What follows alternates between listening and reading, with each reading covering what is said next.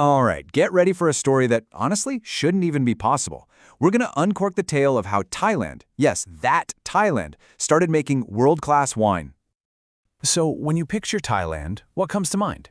I bet it's something like this, right? Gorgeous beaches, incredible ancient temples, and of course, some of the most amazing street food on the planet. It's the definition of a tropical paradise. But what about this? Yep, that is a vineyard, right in the middle of all that heat and humidity. And your first question is probably the same one I had. How on earth is that even possible? Well, that's exactly what we're diving into. This is the story of Thailand's impossible wine, and it's a tale of how a few determined people decided to fight Mother Nature and win. Okay, so just look at this comparison. It says everything.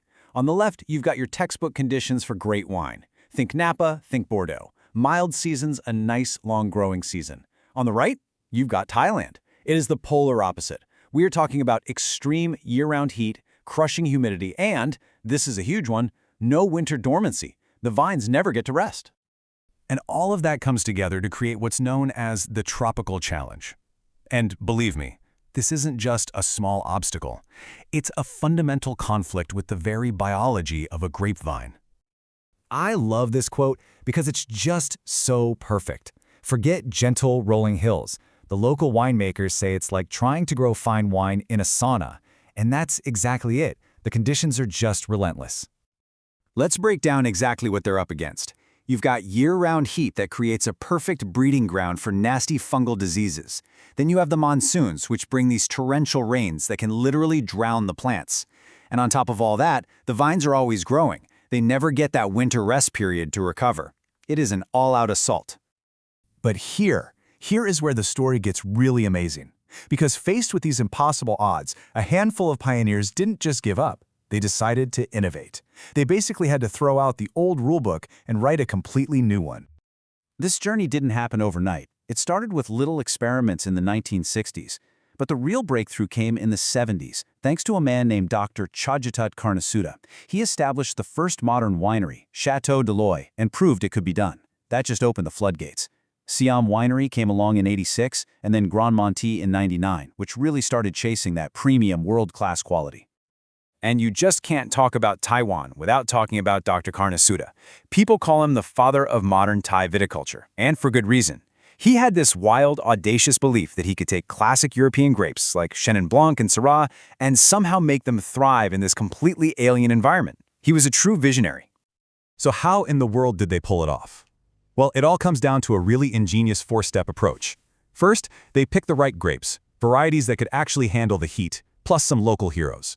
Second, they became absolute masters of pruning, managing the leaves constantly to get air flowing and keep disease away. Third, they used super precise irrigation to give the vines just enough water, but not too much. And finally, they embraced modern technology, like temperature-controlled tanks to keep the fermentation process stable in that crazy heat. So, okay, they figured out how to grow the grapes, which is a miracle in itself. But the big question remains, what does the wine actually taste like? Let's check out the unique flavors that come from this tropical terroir. What's really cool is that Thailand isn't just one single wine region. In Khao Yai, the higher altitude gives you these fuller-bodied red wines. Down by the coast in Hua Hin, the sea breezes help produce these really fresh, aromatic whites. And way up north in the mountains at Chiang Mai, you can even find more elegant, delicate styles. Each place has its own unique voice. You know, the success in places like Thailand has actually created a whole new category in the wine world, new latitude wines. It's the term for wines coming from these non-traditional, often tropical regions. And really, they're a symbol of what's possible when people refuse to accept the old limits.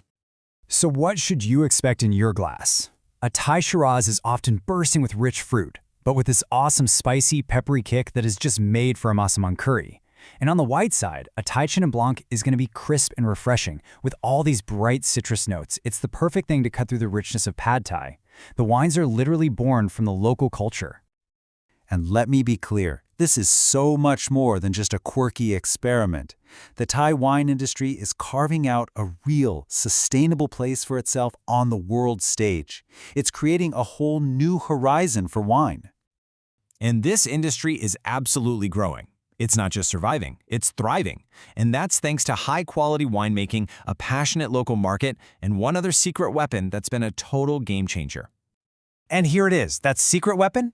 Eno-tourism, or wine tourism. Look at this, it drives almost half of the entire industry. That's more than domestic sales, way more than exports. The simple act of getting people to come and visit the vineyards has been the absolute key to their success.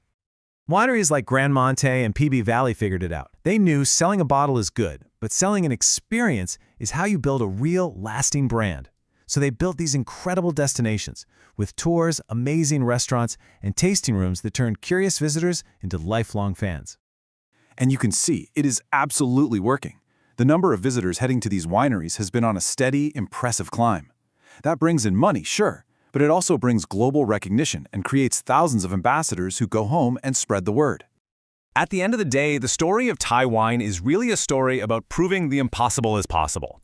They created beautiful, high-quality wine in a climate that logic said they shouldn't be able to, which really leaves us with a fascinating question. If they can do it there, where else will the next frontier of the wine world be?